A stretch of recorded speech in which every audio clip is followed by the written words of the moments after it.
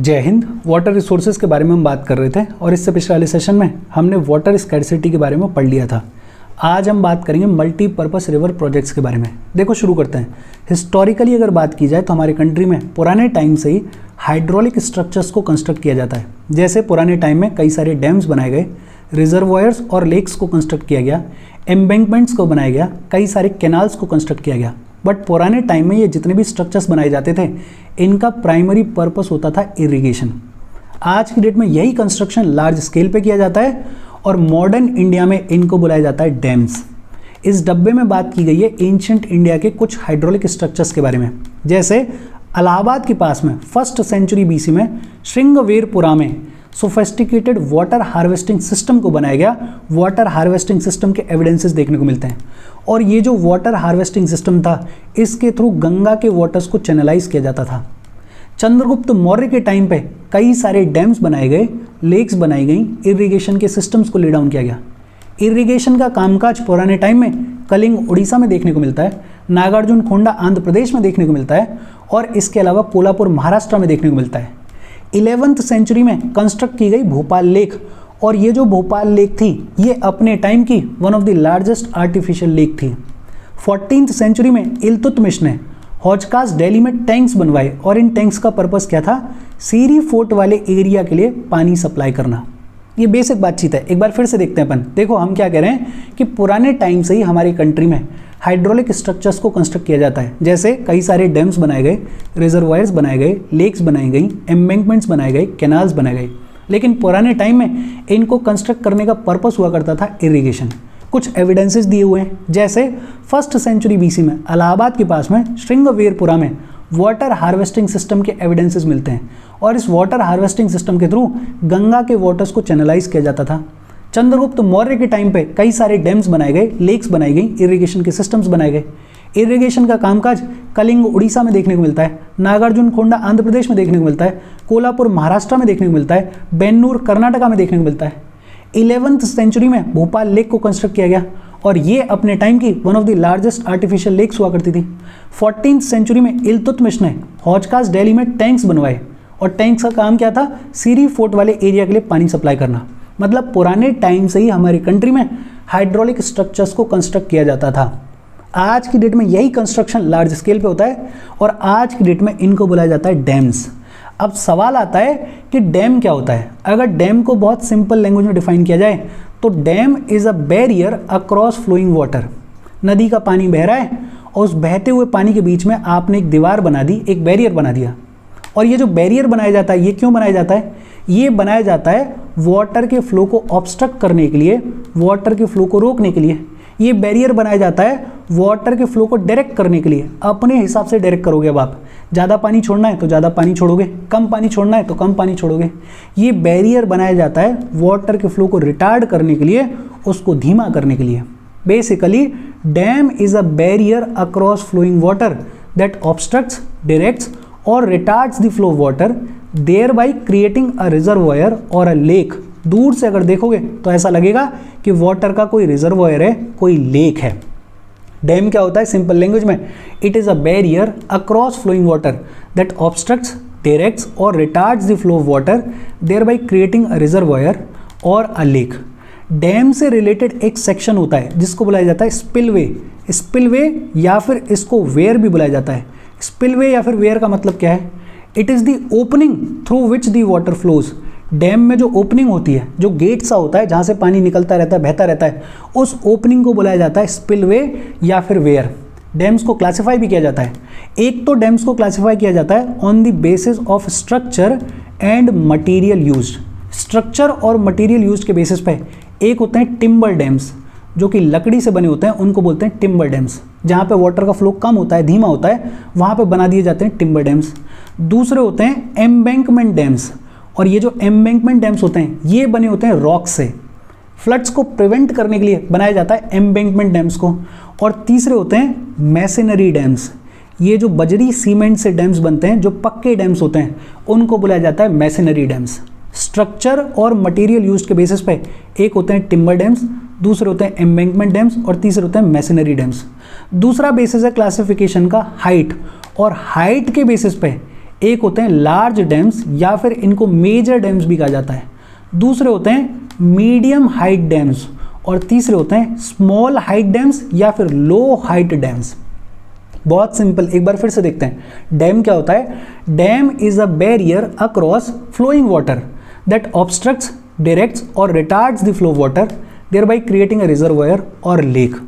Dam से related एक section है जिसको बुलाते हैं अपन स्पिलवे या फिर वेयर। स्पिलवे क्या होता है? It is the opening through which the water flows. Dams को क्लासिफाई किया जाता है। एक क्लासिफिकेशन है on the basis of structure and material used, और इसके बेसिस पे 3 टाइप के डैम्स हैं। एक है टिम्बर डैम्स, दूसरे हैं एम्बैंकमेंट डैम्स और तीसरे हैं मैसनरी डैम्स। और दूसरा बेसिस है हाइट। हाइट के बेसिस पे एक होते हैं लार्ज डैम्स, दूसरे होते हैं मीडियम हाइट डैम्स और तीसरे होते हैं लो या फिर स्मॉल हाइट डैम्स। और यही सब कुछ लिखा हुआ है टेक्स्ट में, अपन फटाफट से देखेंगे। Dam is a barrier across flowing water that obstructs, directs और retards the flow, often creating a reservoir और लेक और इम्पाउंडमेंट। डैम में एक सेक्शन होता है जिसे बुलाया जाता है स्पिलवे या फिर वेयर। और स्पिलवे क्या होता है? सिंपल लैंग्वेज में बोला जाए तो opening through which the water flows is known as spillway. Dams का क्लासिफिकेशन किया जाता है। एक क्लासिफिकेशन है on the basis of structure and material used, और इसके बेसिस पे एक होते हैं टिम्बर डैम्स, दूसरे होते हैं एम्बैंकमेंट डैम्स और तीसरे होते हैं मैसनरी डैम्स। और दूसरा क्लासिफिकेशन है on the basis of height. Height के बेसिस पे एक होते हैं लार्ज डैम्स या फिर मेजर डैम्स, दूसरे होते हैं लो डैम्स या फिर स्मॉल डैम्स और तीसरे होते हैं मीडियम हाइट डैम्स। अच्छा, ये अपने को समझ में आ गया कि डैम क्या होता है। अब डैम और मल्टीपर्पस प्रोजेक्ट में डिफरेंस क्या होता है? देखो, बड़ा सिंपल सा डिफरेंस है। डैम्स को जब इनिशियली कंस्ट्रक्ट किया गया तो इनका सिर्फ एक पर्पस था, इनका सिर्फ एक काम था, इरिगेशन। सिर्फ इरिगेशन के पर्पस के लिए इनिशियली डैम्स को कंस्ट्रक्ट किया जाता था। But over the period of time आजकल डैम्स के मल्टीपल पर्पसेस हैं। आजकल डैम्स को वेरियस कामों में यूज़ किया जाता है। जैसे डैम्स को आजकल फ्लड कंट्रोल के लिए यूज़ किया जाता है, डैम्स को आजकल इलेक्ट्रिसिटी जनरेशन के लिए यूज़ किया जाता है, हाइड्रो इलेक्ट्रिक पावर जनरेशन के लिए डैम्स को यूज़ किया जाता है। इसके अलावा पानी रुका हुआ है तो फिश ब्रीडिंग भी होती है। आसपास की जो लोकल कम्युनिटी होती है वो मछली का पालन कर लेती है इस डैम के वाटर में। डैम का आजकल एक काम इनलैंड नेविगेशन भी है। भाई, पानी रुका हुआ है, एक कोने से दूसरे कोने तक जाना है, बोट उतारो और आराम से सामान लेके जाओ, तो इनलैंड नेविगेशन के लिए भी डैम्स का यूज़ किया जा रहा है। इसके अलावा domestic and industrial water supply के लिए भी डैम्स को यूज़ किया जाता है। पानी रुका हुआ है, ज़रूरत पड़ रही है तो डोमेस्टिक सप्लाई कर दो, इंडस्ट्रियल सप्लाई कर दो। फिर डैम्स को रिक्रिएशनल एक्टिविटीज़ के लिए भी यूज़ किया जा रहा है। रिक्रिएशनल एक्टिविटीज़ मतलब लेजर एक्टिविटीज़। जैसे बहुत सारे लोग टूरिज़्म के पर्पज़ के लिए डैम्स को विजिट करते हैं। अब पानी रुका हुआ है तो वहाँ पे रिवर राफ्टिंग भी हो जाती है, वहाँ पे बोटिंग भी हो जाती है। तो ऐसे रिक्रिएशनल एक्टिविटीज़ के लिए भी डैम्स को यूज़ किया जा रहा है। एसेंस ये है कि पुराने टाइम में डैम्स को सिर्फ इरिगेशन के लिए कंस्ट्रक्ट किया जाता था, सिर्फ इरिगेशन के पर्पस के लिए यूज़ किया जाता था। लेकिन आज की डेट में over the period of time dams के मल्टीपल यूजेस हैं, वेरियस पर्पसेस के लिए डैम्स को यूज़ किया जाता है, और इसीलिए आज की डेट में डैम्स को बुलाया जाता है मल्टीपर्पस प्रोजेक्ट्स, या फिर अपन ये कह सकते हैं ऐसे डैम्स जिनको कि मल्टीपल पर्पसेस के लिए यूज़ किया जाता है उनको बुलाया जाता है मल्टीपर्पस प्रोजेक्ट्स। और मल्टीपल पर्पसेस क्या हैं? इनको अपन एडवांटेजेस ऑफ मल्टीपर्पस प्रोजेक्ट भी कह सकते हैं। एक तो इरिगेशन के लिए तो काम आता ही है, दूसरा फ्लड कंट्रोल, तीसरा इलेक्ट्रिसिटी जनरेशन, चौथा फिश ब्रीडिंग, पांचवा इनलैंड नेविगेशन, छठवा domestic and industrial water supply और सातवां रिक्रिएशनल एक्टिविटीज़। और यही सब कुछ लिखा हुआ है टेक्स्ट में, अपन फटाफट से देख लेते हैं। देखो, डैम्स को ट्रेडिशनली बनाया जाता था इरिगेशन के पर्पस के लिए, लेकिन आजकल डैम्स को इरिगेशन के अलावा और बहुत सारी चीज़ों के लिए भी यूज़ किया जाता है, जैसे इलेक्ट्रिसिटी जनरेशन के लिए, domestic and industrial water supply के लिए, फ्लड कंट्रोल के लिए, रिक्रिएशनल एक्टिविटीज़ के लिए, इनलैंड नेविगेशन के लिए, फिश ब्रीडिंग के लिए। और क्योंकि डैम्स को आजकल इतने पर्पसेस के लिए यूज़ किया जाता है, इसलिए इनको बुलाया जाता है मल्टीपर्पस प्रोजेक्ट्स। कुछ एग्जाम्पल्स दिए हुए हैं, जैसे भाखरा नागल डैम, आपने सुना होगा इसका नाम, भाखरा नागल डैम सतलज ब्यास के रिवर बेसिन में है, और ये कौन से स्टेट में है? हिमाचल प्रदेश में। It is a multipurpose project. Hirakud dam जो है कहाँ पर है? उड़ीसा में, महानदी बेसिन में। और ये जो हीराकुंड डैम है ये भी मल्टीपर्पस प्रोजेक्ट है। बेसिक सिंपल चीज़ें, पहले डैम्स को सिर्फ एक पर्पस के लिए यूज़ किया जाता था, वो था इरिगेशन। लेकिन अब over the period of time dams को और बहुत सारे पर्पसेस के लिए यूज़ किया जाता है, जैसे फ्लड कंट्रोल, जैसे इलेक्ट्रिसिटी जनरेशन, जैसे फिश ब्रीडिंग, जैसे इनलैंड नेविगेशन, जैसे domestic and industrial water supply, जैसे रिक्रिएशनल एक्टिविटीज़। और क्योंकि आजकल डैम्स को इतने सारे पर्पसेस के लिए यूज़ किया जाता है, इसलिए आजकल डैम्स को बुलाया जाता है मल्टीपर्पस प्रोजेक्ट्स। पंडित जवाहरलाल नेहरू ने डैम्स के लिए बोला था कि dams are temples of modern India, modern India के टेम्पल्स हैं, ऐसा कहा पंडित जवाहरलाल नेहरू ने डैम्स के लिए। और क्यों कहा? बिकॉज पंडित नेहरू ये कहते थे कि अगर हमें ट्रू सेंस में डेवलप होना है, अगर हमें ट्रू सेंस में आगे बढ़ना है, तो हमें शहरों के साथ साथ गाँव को भी डेवलप करना पड़ेगा। शहरों को डेवलप करने में डैम्स का क्या रोल है? देखो, शहरों में इंडस्ट्रीज़ हैं, इंडस्ट्रीज से डेवलपमेंट होता है, और इंडस्ट्रीज चलती हैं एनर्जी पे, इलेक्ट्रिसिटी पे, और वो इलेक्ट्रिसिटी जनरेशन कहाँ से हो रहा है? डैम से हो रहा है। डैम्स बड़ा इंपॉर्टेंट कंट्रीब्यूशन दे रहे हैं। लेकिन डैम्स पे फिश ब्रीडिंग भी हो रही है। अब कोई लोकल कम्युनिटी का आदमी फिश ब्रीडिंग कर रहा है, मछली का पालन कर रहा है, उसके पास में एक ऑल्टरनेट सोर्स ऑफ इनकम आ गया। ये जितना भी इनलैंड नेविगेशन हो रहा है या जितनी भी टूरिज्म की एक्टिविटीज़ होंगी, उनसे कौन कमाएगा? उनसे जो लोकल आदमी है, जो विलेज का आदमी है, वो कमाएगा। तो पंडित नेहरू का कहना ये था कि डैम्स जो हैं वो सिर्फ सिटीज़ के डेवलपमेंट में कंट्रीब्यूट नहीं करेंगे, वो विलेजेस के, वो लोकल लेवल्स के डेवलपमेंट में उतना ही कंट्रीब्यूट करेंगे। दोनों एरिया साथ साथ डेवलप होंगे तो हमारा ओवरऑल कंट्री डेवलप होगा। और इसीलिए पंडित नेहरू ने कहा कि dams are temples of modern India. Jawaharlal Nehru proclaimed the dams as the temples of modern India. Reason क्या था? उनका ये कहना था that it would integrate development of agriculture. एक रीज़न ये भी है, भाई पानी रुका हुआ है तो एग्रीकल्चर के लिए वाटर की सप्लाई अच्छे से होगी, इरिगेशन अच्छे से होगा तो एग्रीकल्चर भी डेवलप होगा, विलेज की इकोनॉमी डेवलप होगी। इसके साथ साथ शहरों में रैपिड इंडस्ट्रियलाइजेशन होगा और अर्बन इकोनॉमी भी ग्रो होगी। मतलब गांव और शहर दोनों एक साथ साथ डेवलप करेंगे इन डैम्स की वजह से। इसलिए पंडित नेहरू ने इनको बुलाया temples of modern India. But ये सारी बातें सुंदर सुंदर हैं, सुनने में ऐसा लगता है कि ये जो मल्टीपर्पज़ प्रोजेक्ट्स हैं इनके तो सारे फ़ायदे ही फ़ायदे हैं, बट ऐसा नहीं है, नुकसान भी बहुत सारे हैं। और मल्टीपर्पज़ प्रोजेक्ट्स के डिसएडवांटेजेस क्या हैं, नुकसान क्या हैं, उसको अपन देखते हैं।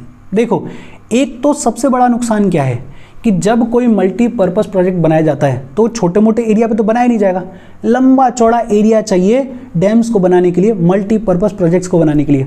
और इसके लिए लार्ज स्केल डिस्प्लेसमेंट होता है लोकल लोगों का। Large scale displacement of local people is the biggest issue. गाँव के गाँव खाली करवाए जाते हैं। अब सोच के देखो, कोई इंसान पूरी ज़िंदगी अपने गाँव में रहा है, उसका घर है वो, उसको अचानक से सरकार बोल रही है कि इसको खाली करके चले जाओ यहाँ से, दिक्कत होगी या नहीं होगी?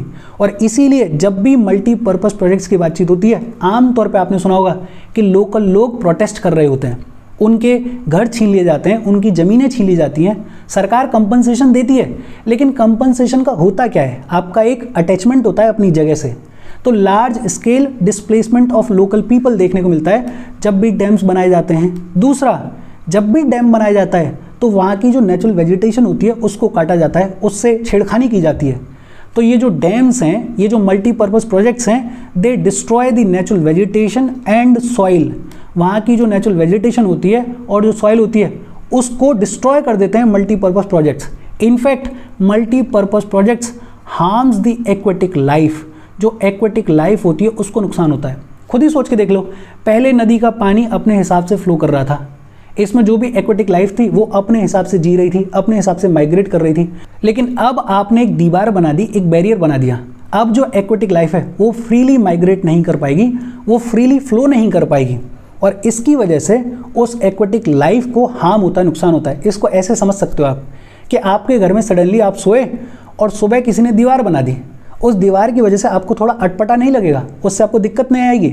वैसे ही जब डैम बना दिया जाता है तो एक्वेटिक लाइफ को भी नुकसान होता है। एक तो large scale displacement of local people, दूसरा it destroys the natural vegetation and soil, तीसरा it harms the aquatic life, चौथा बड़ा important, it changes the cropping pattern.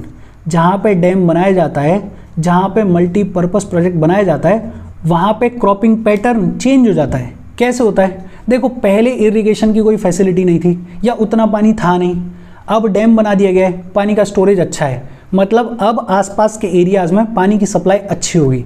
और जब पानी की सप्लाई अच्छी होगी तो फार्मर क्या सोचेगा, कमर्शियल क्रॉप्स को उगाओ, ऐसे क्रॉप्स को उगाओ जो कि मार्केट में बेचे जा सकें, ऐसे क्रॉप्स को उगाओ जो कि वाटर इंटेंसिव हैं। जब नेचुरली जिस सॉइल में जो क्रॉप होती है उसको ना उगा के आप कमर्शियल क्रॉप्स को उगाओगे, आप वाटर इंटेंसिव क्रॉप्स को उगाओगे, तो क्या वहाँ की सॉइल डिग्रेड नहीं होगी? बट ऑब्वियसली बात है डिग्रेड होगी। एक समस्या ओवर इरिगेशन की भी देखने को मिलती है, जैसे पंजाब वाले एरिया में क्योंकि कैनाल्स का बहुत अच्छा नेटवर्क है तो पानी की सप्लाई अच्छी है, पानी की सप्लाई अच्छी है तो वहाँ पे ओवर इरिगेशन की प्रॉब्लम देखने को मिल रही है, और इस ओवर इरिगेशन की वजह से सैलिनाइजेशन ऑफ सॉइल देखने को मिलता है पंजाब वाले एरिया में आज की डेट में।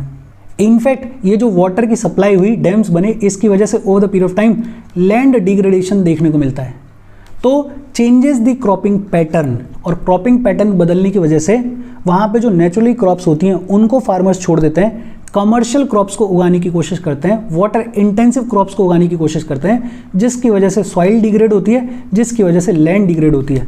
ओवर इरिगेशन की समस्या देखने को मिलती है, और इस ओवर इरिगेशन की समस्या की वजह से सैलिनाइजेशन ऑफ सॉइल देखने को मिलता है, जो कि आजकल पंजाब में, हरियाणा वाले रीजन में खूब देखने को मिलता है। अच्छा, एक सबसे बड़ा प्रॉब्लम क्या है? Poor and excessive sedimentation. Sedimentation जो है उसका फ्लो पुअर है, और सेडिमेंटेशन जो है वो हद से ज़्यादा एक्सेसिव हो जाता है। देखो इसको कैसे समझ सकते हैं अपन, इसको ऐसे समझ सकते हैं कि देखो पहले रिवर ऐसे फ्लो करती थी नेचुरली, अपने हिसाब से जहाँ भी उसको लगता था वहाँ पे सेडिमेंट को डिपॉजिट करती थी, और नेचर अपने हिसाब से चीज़ों को बैलेंस करता था। लेकिन अब आपने बना दिया एक बैरियर, अब ये बैरियर बना दिया, यहाँ पे लग गई दीवार, पानी आएगा इस दीवार से टकराएगा, यहाँ पे कहीं ओपनिंग होगी, उस ओपनिंग में से थोड़ा थोड़ा बाहर निकल के जाएगा। जो सेडिमेंट आ रहा है वो नीचे डिपॉजिट होना शुरू करेगा या नहीं करेगा? बट ऑब्वियसली बात है वो सेडिमेंट नीचे डिपॉजिट होना शुरू करेगा। अब ये चीज़ कई सालों तक चलती रहेगी, कई सालों तक चलती रहेगी, तो ये सेडिमेंट नीचे वाले एरिया में ज़्यादा लेवल तक डिपॉजिट होगा। मतलब पहले इस डैम की कैपेसिटी पानी को यहाँ तक होल्ड करने की थी, बट अब नीचे इतने एरिया में सेडिमेंट डिपॉजिट हो गया है। अब ये पानी ओवरफ्लो होगा या नहीं होगा? होगा, और इसकी वजह से फ्लड्स आएंगे।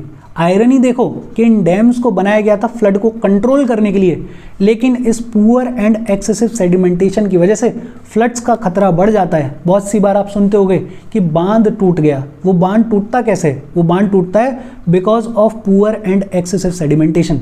मतलब जो प्राइमरी पर्पस था डैम्स का, मल्टीपर्पस प्रोजेक्ट्स का, फ्लड कंट्रोल, वो भी आज की डेट में फुलफिल नहीं हो रहा है because of poor and excessive sedimentation. इसके अलावा मल्टीपर्पस प्रोजेक्ट्स की वजह से इंटर स्टेट डिस्प्यूट्स देखने को मिलते हैं। क्यों देखने को मिलते हैं? सोचो, दो स्टेट्स हैं, उनमें से नदी बह रही है, किसी एक स्टेट ने नदी के ऊपर डैम बना दिया। अब डैम बना दिया मतलब आगे जो पानी की सप्लाई होगी उसका अमाउंट, उसका वॉल्यूम कम होगा, तो जो आगे स्टेट है वो बोलेगी ना कि यार हमारे साथ में गलत हो रहा है, कल तक हमारे पास में ज़्यादा पानी आ रहा था, आपने डैम बना दिया अपने फ़ायदे के लिए, अब हमें दिक्कत हो रही है, हमारे यहाँ पर उतना पानी फ्लो होकर नहीं आ रहा है। तो इंटर स्टेट वाटर डिस्प्यूट्स देखने को मिलते हैं। मतलब डैम्स के बहुत सारे डिसएडवांटेजेस हैं, जैसे large scale displacement of local people, जैसे it destroys the natural vegetation and soil, it harms the aquatic life, it changes the cropping pattern, उसकी वजह से सैलिनाइजेशन ऑफ सॉइल जैसी प्रॉब्लम देखने को मिलती है, सॉइल डिग्रेडेशन जैसी प्रॉब्लम देखने को मिलती है, लैंड डिग्रेडेशन जैसी प्रॉब्लम देखने को मिलती है।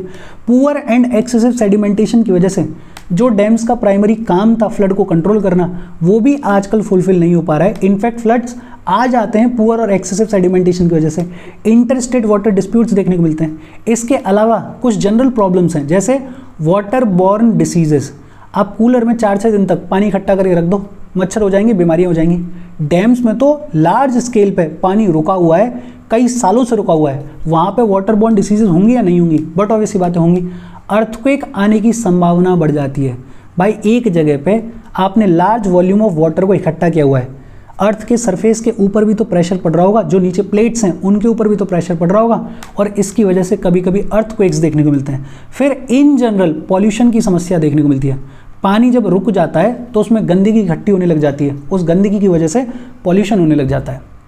तो डैम्स के बहुत सारे एडवांटेजेस हैं, जैसे अपन ने बात की कि भाई इरिगेशन के लिए यूज़ किया जाता है, अपन ने बात की कि फ्लड कंट्रोल एक पर्पस है इसका, इलेक्ट्रिसिटी जनरेशन इसका एक पर्पस है, फिश ब्रीडिंग के काम में आता है, इनलैंड नेविगेशन के काम में आता है, domestic and industrial water supply के काम में आता है, रिक्रिएशनल एक्टिविटीज़ के काम में आता है। लेकिन मल्टीपर्पस प्रोजेक्ट के बहुत सारे डिसएडवांटेजेस भी हैं, जैसे large scale displacement of people, बहुत सारे लोगों को डिस्प्लेस किया जाता है। It destroys the natural vegetation and soil, it harms the aquatic life, it changes the cropping pattern because of poor and excessive sedimentation. Floods की प्रॉब्लम देखने को मिलती है, इंटर स्टेट वाटर डिस्प्यूट्स देखने को मिलते हैं, वाटर बॉर्न डिसीजेज इस डैम्स वाले एरिया में देखने को मिलती हैं, अर्थक्वेक की समस्या कभी कभार देखने को मिलती है, और पॉल्यूशन देखने को मिलता है डैम्स के आसपास और डैम के वाटर में। और यही सारे डिसएडवांटेजेस लिखे हुए टेक्स्ट में अपन फटाफट से देख लेते हैं। देखो होता क्या है कि जब हम रिवर के ऊपर डैम बनाते हैं, रिवर को डैम करने की कोशिश करते हैं, तो हम उसके नेचुरल फ्लो को रेगुलेट करते हैं, असेंशियली हम उसके नेचुरल फ्लो को अफेक्ट करते हैं, जिसकी वजह से बहुत सारी समस्याएं देखने को मिलती हैं, जिनके बारे में अभी अपन बात कर रहे थे, जैसे poor sediment flow and excessive sedimentation, जैसे it harms the rivers aquatic life, it destroys the existing vegetation and soil. इसके अलावा it also leads to change in cropping pattern, क्योंकि डैम की वजह से आसपास के एरिया में इरिगेशन की फैसिलिटीज़ इंप्रूव हो जाती हैं, तो फार्मर्स जो हैं वो वाटर इंटेंसिव और कमर्शियल क्रॉप्स को उगाने की कोशिश करते हैं, और इसकी वजह से over the period of time soil erosion देखने को मिलता है, लैंड डिग्रेडेशन देखने को मिलता है, ओवर इरिगेशन जैसी समस्याएं देखने को मिलती हैं, और इस ओवर इरिगेशन की वजह से सेलिनाइजेशन ऑफ सॉइल देखने को मिलता है। ये जो समस्या है वो आज की डेट में पंजाब में और हरियाणा में खूब बढ़ चढ़ के देखने को मिलती है। इनफैक्ट इन जनरल अर्थक्वेक्स देखने को मिलते हैं, वाटर बॉर्न डिसीजेज खूब आम तौर पे देखने को मिलती हैं, रुका हुआ पानी है उसमें वाटर बॉर्न डिसीजेज जो हैं वो आम तौर पे देखने को मिलती हैं। डैम्स में पॉल्यूशन खूब देखने को मिलती है, बिकॉज रुके हुए पानी में गंदगी इकट्ठा होने की शुरुआत कर देती है, तो वाटर पॉल्यूशन देखने को मिलता है। आयरनी ये है कि डैम्स का जो प्राइमरी पर्पस था फ्लड कंट्रोल, वो भी एक्सेसिव सेडिमेंटेशन की वजह से पूरा नहीं हो पा रहा है। इनफैक्ट उल्टा हो रहा है कि पुअर सेडिमेंटेशन की वजह से आज की डेट में डैम्स ट्रिगर फ्लड्स ऑल्सो। अपन ने सुना है ना कि बांध टूट गया उसकी वजह से फ्लड आ गया, ये क्यों हो रहा है? Because of poor sedimentation. तो डैम्स के बहुत सारे फायदे हैं, एडवांटेजेस हैं, लेकिन बहुत सारे डिसएडवांटेजेस भी हैं। टेक्स्ट में जो लिखा हुआ है उसको आप पढ़ सकते हो, लेकिन मैं तो यही एडवाइस करूंगा कि ये जो अपन ने शॉर्ट में लिखा है इसको कॉपी में लिखो, इसको 4-6 बार रिवाइज करो और बस दिमाग में सेट हो जाएगा।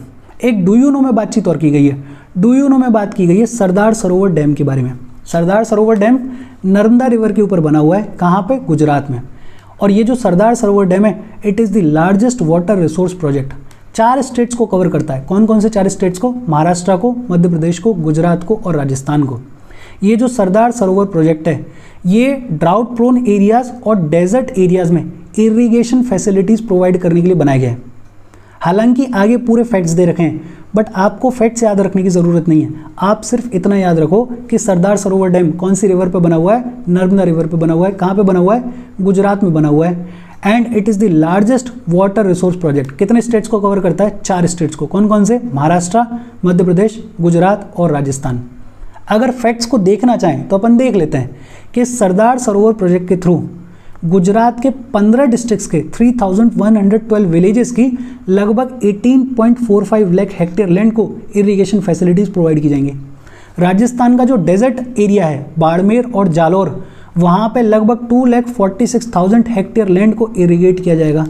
महाराष्ट्र में जो ट्राइबल हिली ट्रैक है उसका 37,500 हेक्टेयर लैंड इरिगेट किया जाएगा। मतलब जितने भी ड्राउट प्रोन एरियाज़ हैं और डेजर्ट एरियाज़ हैं उनमें इरिगेशन फैसिलिटीज़ प्रोवाइड करेगा ये सरदार सरोवर डैम। फिर ऊपर एक स्कीम की बात की गई है, प्रधानमंत्री कृषि सिंचाई योजना। इसका ऑब्जेक्टिव ये है कि हर एक फार्म को पानी की सप्लाई की जाए, हर एक फार्म को इरिगेशन की फैसिलिटी प्रोवाइड की जाए। दूसरा, ऑन फार्म वाटर का जो वेस्टेज होता है उसको रिड्यूस किया जाए। कैसे रिड्यूस किया जाए? जो भी वाटर सेविंग टेक्नोलॉजीज़ हैं उनको यूज़ किया जाए, जैसे ड्रिप इरिगेशन है, जैसे स्प्रिंकलर इरिगेशन है। बेसिकली पर ड्रॉप मोर क्रॉप, कि हर ड्रॉप में ज़्यादा से ज़्यादा क्रॉप का कल्टीवेशन हो, पानी का वेस्टेज ना हो। सस्टेनेबल वाटर कंजर्वेशन प्रैक्टिसेस को प्रमोट किया जाए। प्रधानमंत्री कृषि सिंचाई योजना ऑब्जेक्टिव क्या है कि हर एक फार्म को इरिगेशन की फैसिलिटीज़ प्रोवाइड की जाए, इरिगेशन का पानी प्रोवाइड किया जाए और ऑन फार्म वाटर का जो वेस्टेज होता है उसको रिड्यूस किया जाए, उसको कम किया जाए। कैसे कम किया जाएगा? वाटर सेविंग टेक्नोलॉजीज़ के थ्रू, मॉडर्न मशीन्स के थ्रू, जैसे ड्रिप इरिगेशन है, जैसे स्प्रिंकलर इरिगेशन है। मोटो क्या है? पर ड्रॉप मोर क्रॉप। फिर आगे एक और डू यू नो दिया हुआ है, कृष्णा गोदावरी डिस्प्यूट के बारे में बात की है। बेसिकली महाराष्ट्र की गवर्नमेंट ने कोयना रिवर के ऊपर मल्टीपर्पज़ प्रोजेक्ट बना दिया और वाटर को डाइवर्ट कर रहे हैं। उसकी वजह से कर्नाटका और आंध्र प्रदेश की गवर्नमेंट ने ऑब्जेक्शंस को रेज किया है। बिकॉज हो क्या गया, पहले पानी फ्लो करके आ रहा था नेचुरली, तो कर्नाटका के पास में, आंध्र प्रदेश के पास में थोड़ा ज़्यादा पानी पहुंच रहा था।